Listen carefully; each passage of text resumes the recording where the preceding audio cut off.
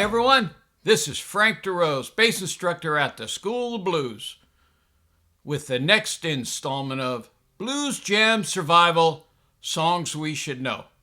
Today we're going to learn a song called Chicken Shack by Jimmy Smith, or on some of his recording it's called Back to the Chicken Shack. And Muddy Waters did a version of it called Mudcat. Now, this song was in my Essential Blues Bass Grooves book, the one with the green cover. If you like this, get the book. There's over 40 song grooves with bass lines, drums, and guitar in that book.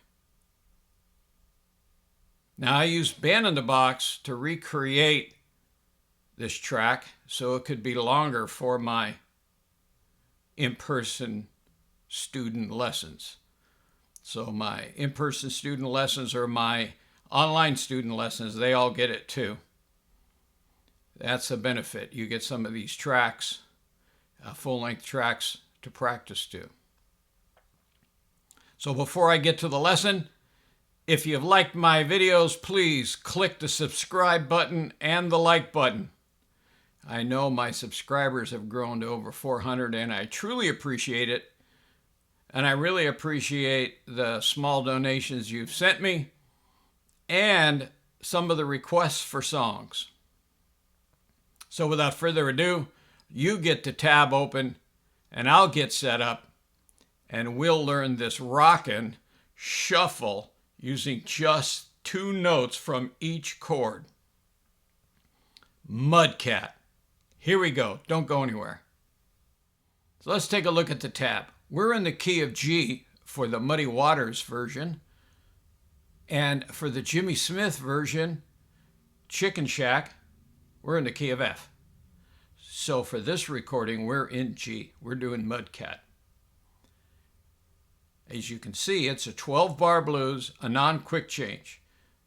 Non-quick change means in the second measure, we stay on the 1. So you can see we have 4 bars of 1. Second measure is still the 1 chord.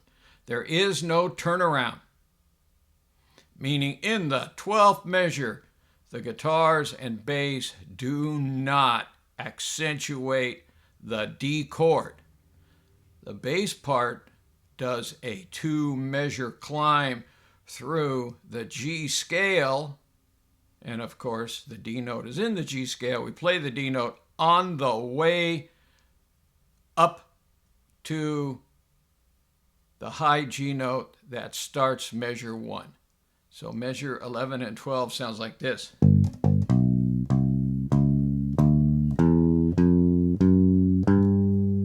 There we are, right back up here where we start.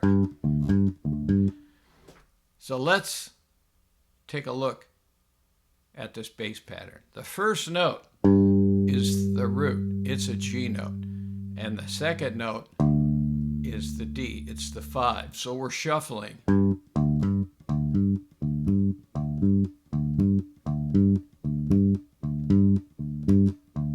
But you start with the root note at the beginning of the measure.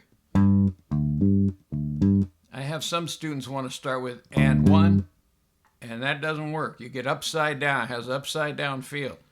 You start with 1 and 2 and 3 and 4 and 1 and 2 and 3 and 4. The other thing people ask me about is, what fingers do you use? Now, in the left hand, I like to use the ring finger and the middle finger. And I just go back and forth between those 2 fingers. The ring finger is playing the root note, and the middle finger plays the 5. And at that transition, when I play the 5 with my middle finger, then I slide down to C, which is the root note there, measure number 5. That's one of the few times that middle finger is going to play the root note. And then I'm back into that same fingering pattern.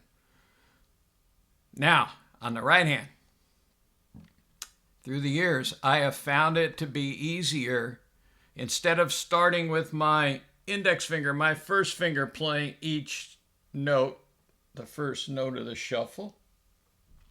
In this case, I start with my middle finger. I don't want to give you the finger. The middle finger.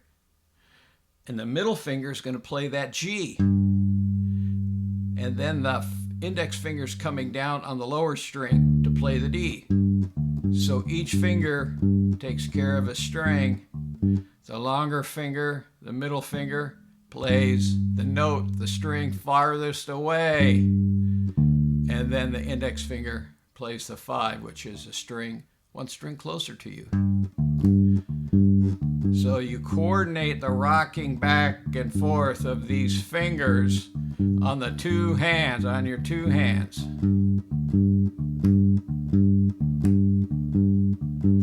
And when you get that technique down, it will be much easier to play.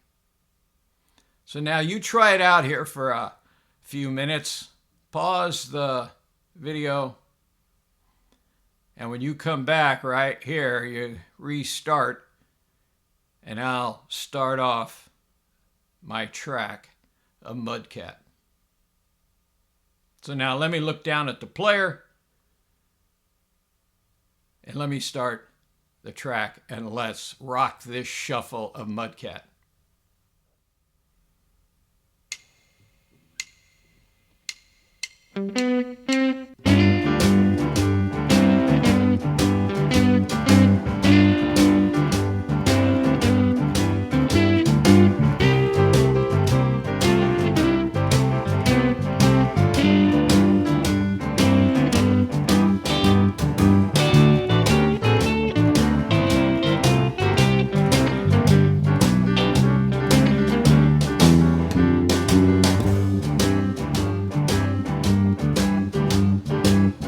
Oh, yeah.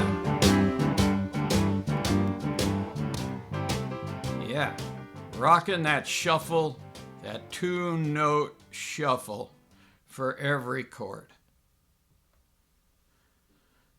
That's Mudcat, the same in Chicken Shack by Jimmy Smith. So now don't go anywhere. I'll be right back with some final thoughts. I really love that bass line. It's deceptively difficult. It sounds easy, but getting all the notes to happen in the shuffle and have that continuous flow, you have to practice it.